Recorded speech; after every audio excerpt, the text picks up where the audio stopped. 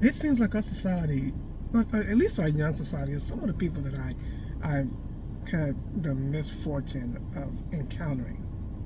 Um, it seems like we are at a race to the bottom.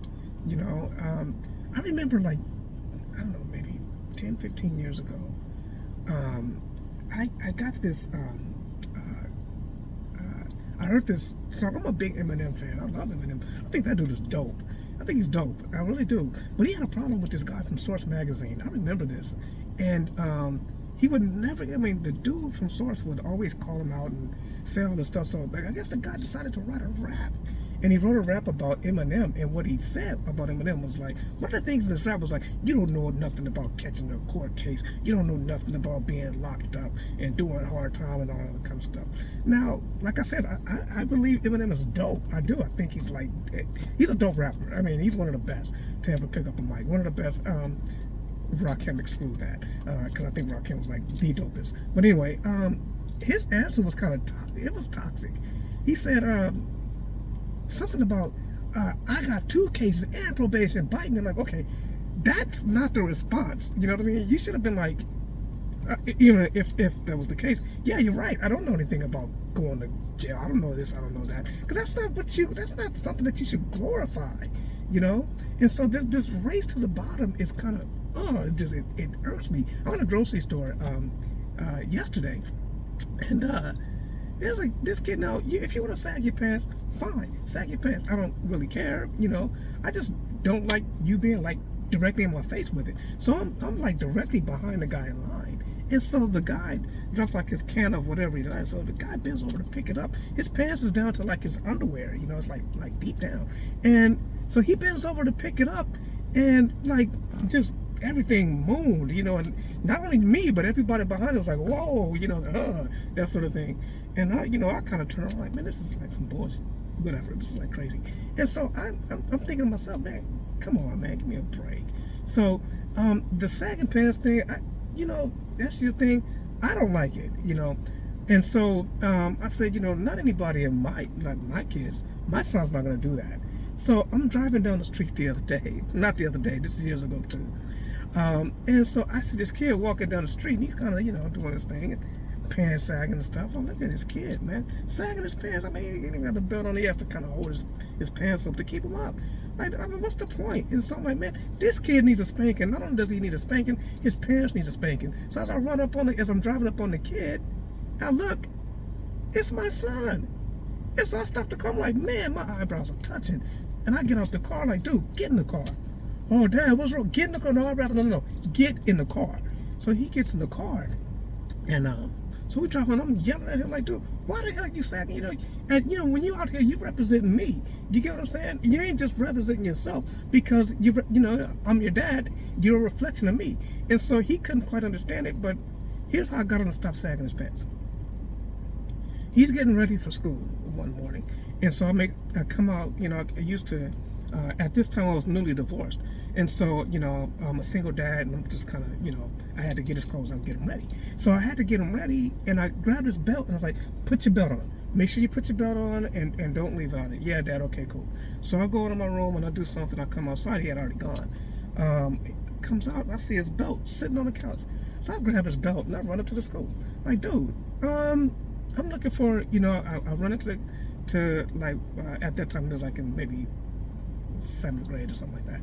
So the 7th graders ate breakfast at a certain time, so I run into the cafeteria, and I'm like, have you seen Caleb?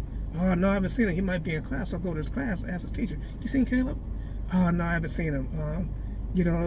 Check the cafeteria again. He might be there, because sometimes he goes and he comes or whatever. So I run back in the cafeteria, and I'm like, hey, has anyone seen Caleb? Oh, yeah, I've seen him. He's right there in line. I look, and of course, sagging his pants. So I run up behind him. He didn't even know I was behind him. And so, there was a kid behind him, like, excuse me. And so I ran behind, and I grabbed his belt loop, grabbed his other belt loop, and I yank his pants out. And he turns around like, hey, what's up? Oh, and I throw him his belt, like, put your belt on. And he's like, oh, man. So he kind of put his belt on and pulled his pants up. And as I was walking out the cafeteria, one of the teachers was like, high-five me and stuff, I'm like, oh, okay. So, that thing, that kind of, it got him to stop. And he was so angry at me. He still remembers that, and he still sweats me over that. Caleb has a very long memory. My son, like my middle son, he has a very long memory. You know, he remembers that sometimes when he gets mad at me, just like that time when you went up to my school and embarrassed me in front of my friends. No, dude, I got you to stop sagging your pants, man. You know what I mean? And had you not done that, I would have never done it myself.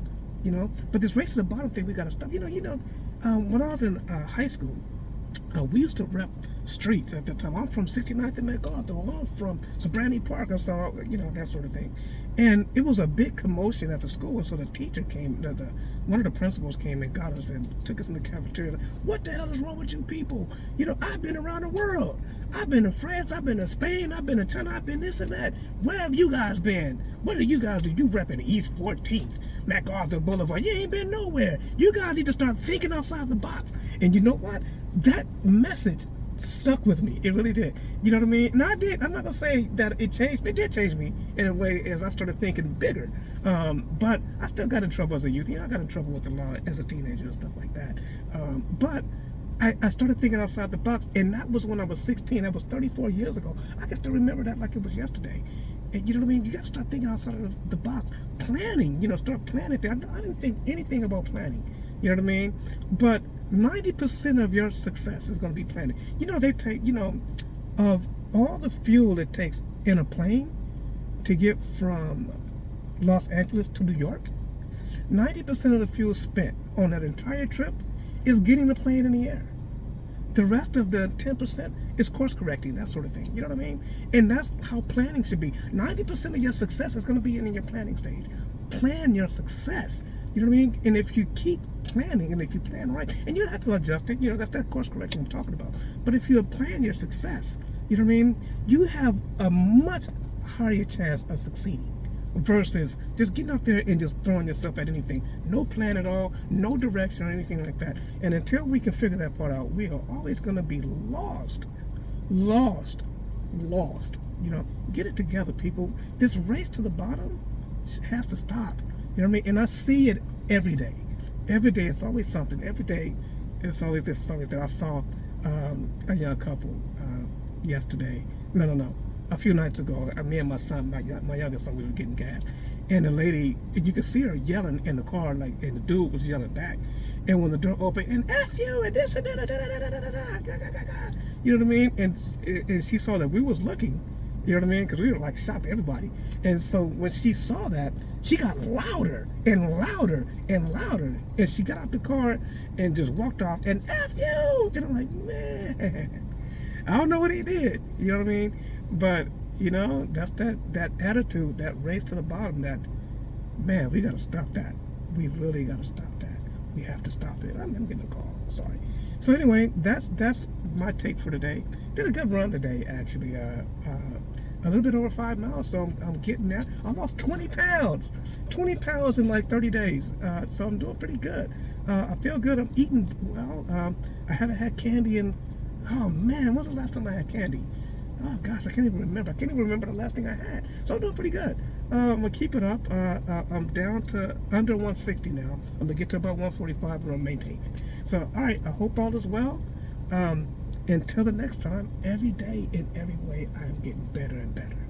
Blessed.